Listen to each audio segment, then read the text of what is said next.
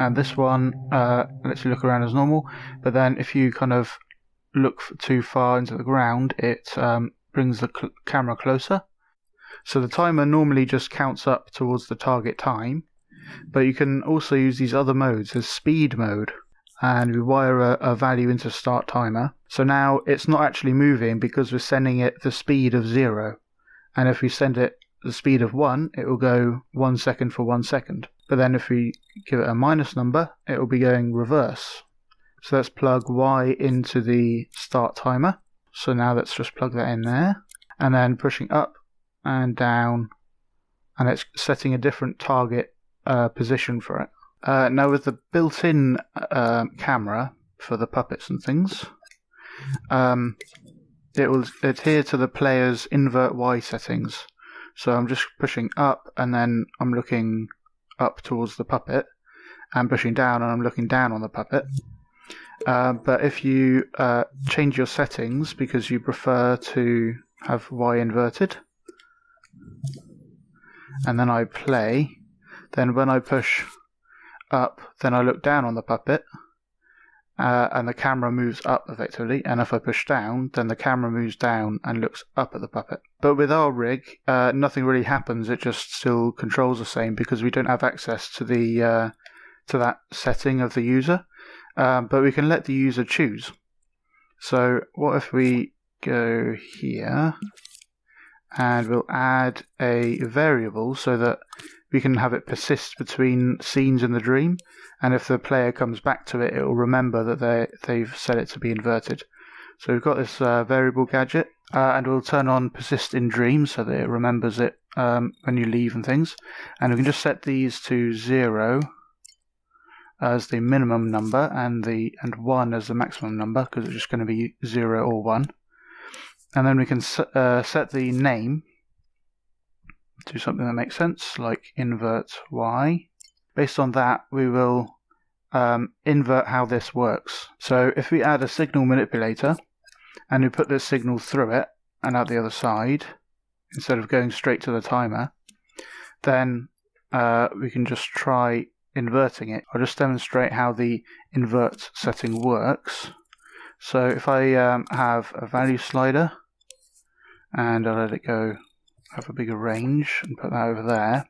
So instead of using the invert setting, we'll want to use the custom remapper setting, and we'll put the range to -1 to +1 because that's what we're actually getting from the stick, and then we'll set it to be inverted over here, which just flips those the top and bottom of the output range.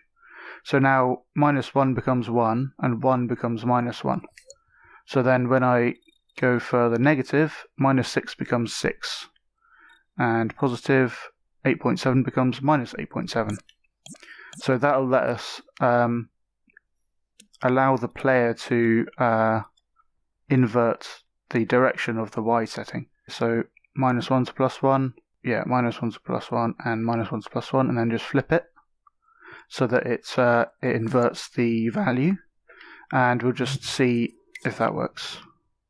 So now when I push up, the camera is moving up, and we're looking down on the puppet, and pushing down moves the camera down and looks up at the puppet, just like it would with the inverted setting. So that's working fine. So we want to turn this feature on when while the invert variable is sending a signal. So if it's sending a 1 and we've stored 1, we know we should be inverting it. Otherwise, just ignore all this.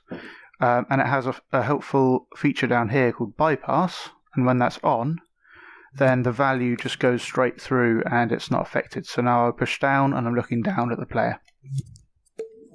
So then we can turn that on using a keyframe. So if we just add a keyframe in here and then use that to power that, when it bypasses, then it doesn't flip it. So we want it to bypass by default and then use this keyframe to turn off bypass. There we go. Then when the invert Y setting is 1, then it'll power the keyframe and invert the up and down on the stick. So now we need to be able to toggle this. What we're going to do is use the controller sensor's touchpad button and use that to toggle this setting on and off. So we won't actually touch this part. This part will just work, but then we'll have a separate thing to just set what the variable is, and then that will make sure the setting is always remembered. So we turn that on, and we'll use a selector. So we'll send this value into the selector, into the active port. So a selector has many channels. We're just using 2 for now. And if you send it a value into here, a number value, it'll set the active channel to whatever the number value is. So if it's sending 0, it'll be on A. And if I demonstrate sending 1, so at 0 it's at A, and then when you go up to 1, it goes to channel B. So we'll say if it's on A, then we're already not inverted, and if it's on B, we're currently inverted. So we'll just plug that in there, and we'll power different things depending on which one we currently are, so that we can toggle it on and off.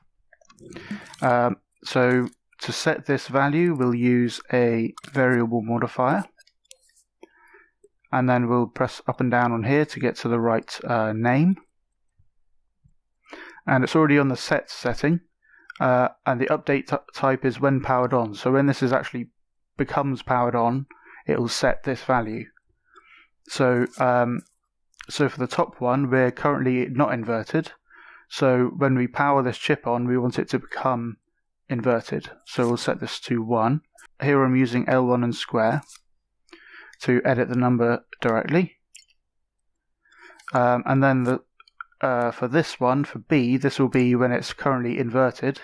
So when this powers on, we want it to become not inverted or normal. So then we just power those. So when this chip becomes powered, it'll toggle it. I'll use a switch, and I'll use this to turn it into a pulse, so that it just turns this on for a tiny amount of time. So, running out of space. So if you wire this pulse to power the selector, then the selector won't send any signals at all until I turn it on with this pulse. So I can kind of test it. So it's going, when it's already 1, it becomes 0. And when it's already 0, then it becomes 1. That's exactly what we want to happen. So now, instead of using a switch, we'll just use this touchpad output, the touchpad button, and plug that in straight in there. So if we display this value so that we can test it in play mode, we'll use the number displayer and just wire that straight in. So if I push the touchpad, now it's 1, and now it's 0, 1 and 0. Then pushing up, make us look up at the character, and then I'll push the touchpad, and now we're on inverted mode, and then I push up, and now we look down on the character. So we can just flip between them very easily. And you could add some nice kind of a text thing letting them know what happened and that it worked. But I'll leave that to you to create. I'd like to thank Artinity DK, Jack Power, Jason AC, and all of my other supporters for making this tutorial possible. Check out TAPgiles.com to find out how you can support me in helping Dreams creators. Thanks for your consideration, and I'll see you in the next one.